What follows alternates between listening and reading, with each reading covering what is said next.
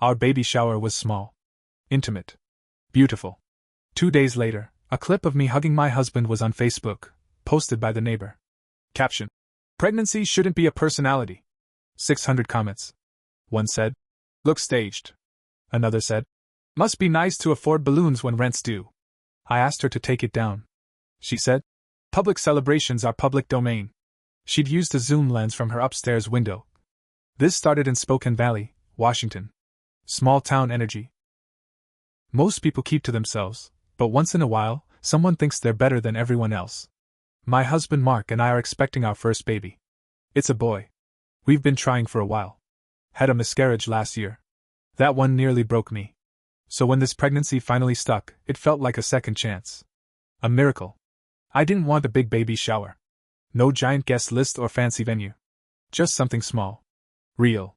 So we set it up in our backyard. 20 people, maybe less. I made chocolate cupcakes from scratch. Mark grilled burgers. We got balloons and streamers from the dollar store.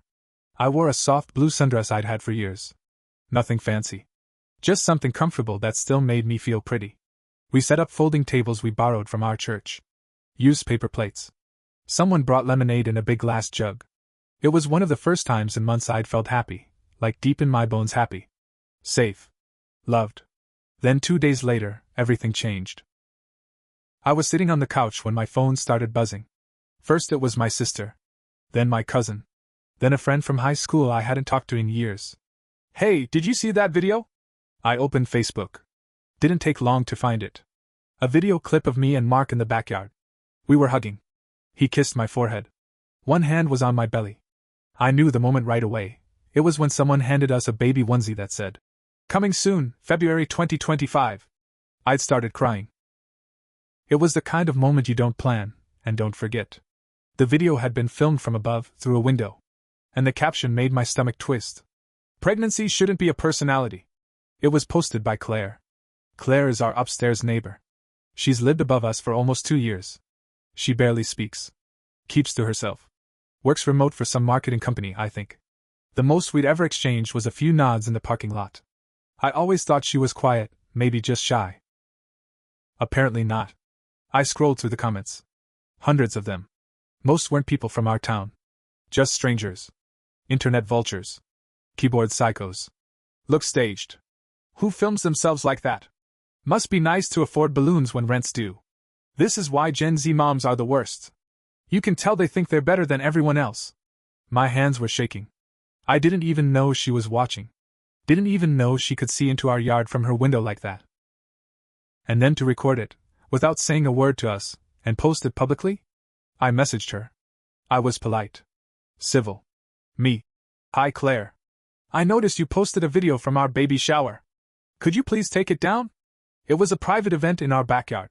She answered 5 minutes later. "Claire. Public celebrations are public domain. I filmed from my window. Didn't enter your yard. You were outside. That's fair game, winking face." I just stared at the screen. The smugness of it. The winking emoji. I don't know what I expected, maybe a little decency. Maybe for her to realize she crossed the line. But she didn't care. I told Mark. He wanted to go upstairs, knock on her door, and let her have it. But I stopped him. I told him I wanted to handle it. I wanted to do this my way. Because this wasn't just about a video. It wasn't just about some mean-spirited caption. It was about being watched. Mocked. Violated. And then told I had no right to feel any of it. I couldn't let that go. So I started paying attention. I didn't tell anyone what I was planning. Not even Mark. For the next 2 weeks, I started observing Claire the way she'd watched us. Quiet. Careful. I started noticing her habits. She worked from home, yes, but she also had a schedule. Coffee at 7:45 every morning. Smoke some menthol on the tiny balcony by 8. Logs into work by 9, always in a robe or pajama pants. Her curtains stayed open unless it was dark out. She never had company. No family came by. No friends. Sometimes a delivery driver, but she barely said a word to them. What caught my attention most, though, was how often she filmed things. She had a small camera set up near the window. Not a full tripod, just a flexible stand she could prop up on the sill. I saw her use it multiple times. A couple making out in the parking lot. 2 teens skateboarding near the dumpster. Even an older man struggling to get into his car, she recorded all of it. And I checked her Facebook again. Sure enough, she'd posted clips like that too. With captions. When your marriage is more public than your Wi-Fi password. LMAO. This guy couldn't find his keys for 6 minutes straight. Dumpster Olympics, Spokane edition. Claire wasn't just rude. She was a voyeur. A smug one. And I realized something. She thought she was untouchable. That no one could stop her. That we were all just material for her feed. But she'd picked the wrong person this time. I went into full prep mode. I didn't want revenge that just embarrassed her. I wanted to end her little hobby. For good. First, I contacted 3 of the people whose videos were still public on her page. I messaged them with the links. 2 of them were angry. One woman didn't even know she'd been filmed. The teen skaters? Their mom was furious. She called me and said, "My kids are 15.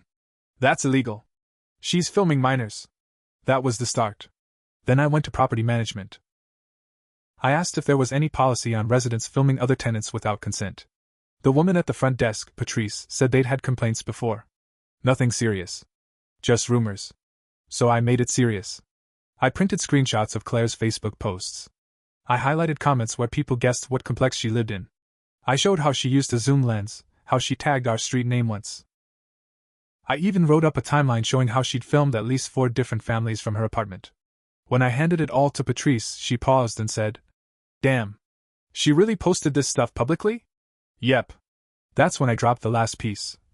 She filmed my baby shower. From her window. Posted it to Facebook. Refused to take it down. Patrice was quiet for a moment.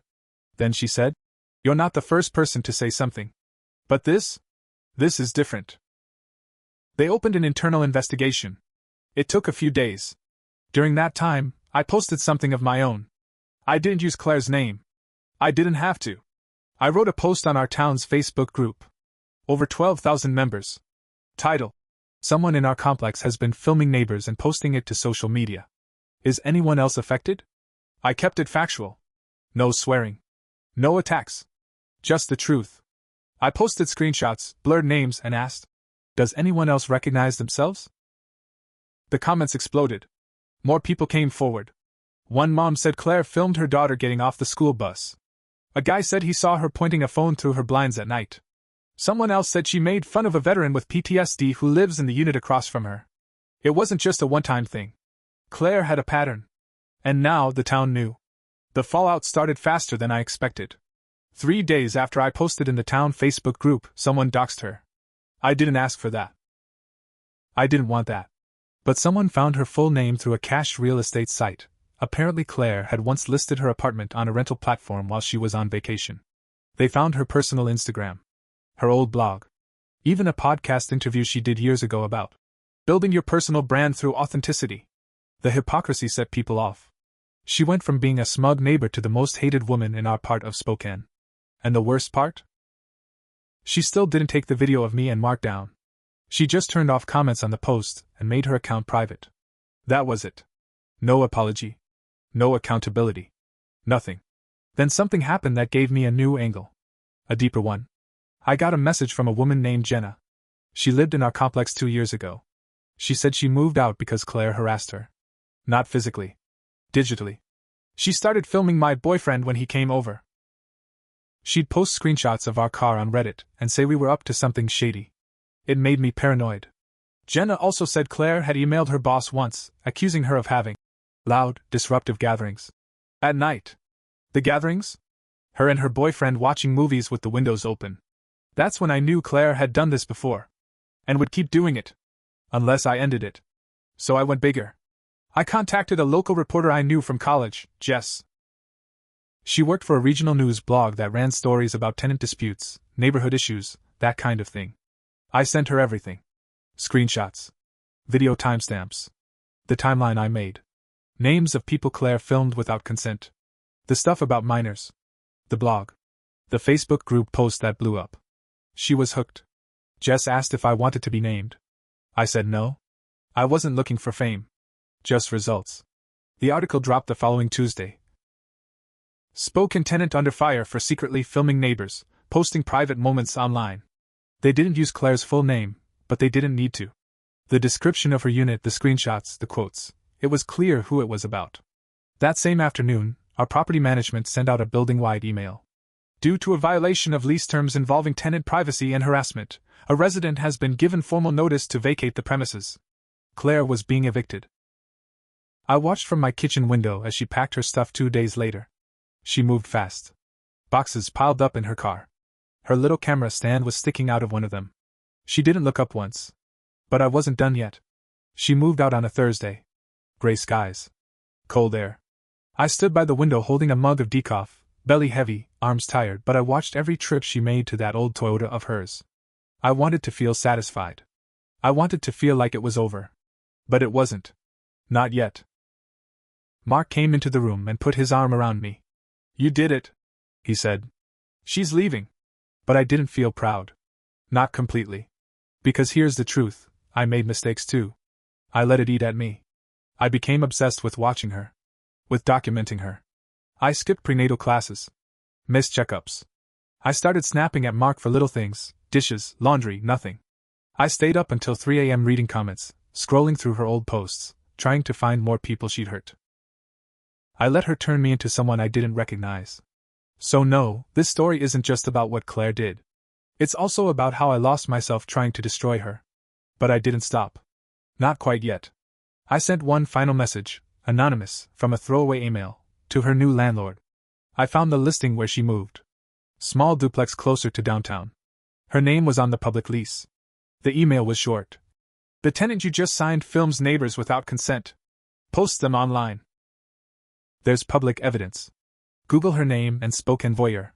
You've been warned." That was it. 2 weeks later, I got a follow-up message, from Jenna, of all people. "Hey. Not sure if you saw Claire's new place? She already got reported. Some guy said she had a camera pointed at the alleyway behind his kid's room. I never confirmed if she got kicked out again. I stopped checking. I stopped watching. Because that was the last piece of my revenge, letting go. She was ruined. Her digital persona, the thing she built her identity around, was toxic now. People knew. Employers, landlords, anyone who looked her up. She took private moments from people's lives and turned them into jokes. She made real pain into content. She crossed a line that can't be uncrossed. And in the end I crossed one too. But I don't regret it. Because now? My son is here. He came early, in February, just like the ones he said. He's healthy. He's beautiful. And he'll never grow up with someone like Claire living above him. That's what matters. That's why I did it. And if she ever tries it again? Well, she better hope her next neighbor isn't someone like me.